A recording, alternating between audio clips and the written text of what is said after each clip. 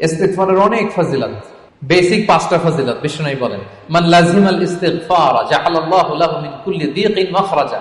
ইস্তিগফার যে সব সময় পড়বে ও জীবনে আটকাবে না, বিপদে পড়লেই আল্লাহ যে কেলওয়ারের ব্যবস্থা করে দিবেন, মানে ওয়ে আউট, এক্সিট।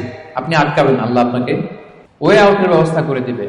অমিন কুল্লি হাম্মিন ফারাজা, দুশ্চিন্তা থাকবে না আপনার জীবনে, অ্যাংজাইটি থাকবে না, চিন্তা মুক্ত করবেন। 2টা গেল। ওয়ারযুকু মিন হাইসু লা ইয়াহতাসিব, এমন জায়গা থেকে আল্লাহ রিজিকের ব্যবস্থা করে দিবেন আপনাকে, আপনি কল্পনাও করতে পারবেন।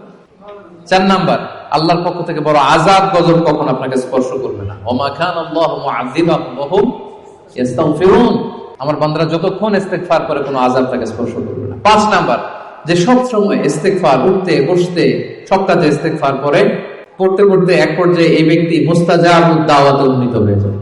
মুস্তাজাবুদ দাওয়া মানে এমন ব্যক্তি যে দোয়া করতে দেরি হয়, ওই দোয়া কবুল হতে দেরি হয় না।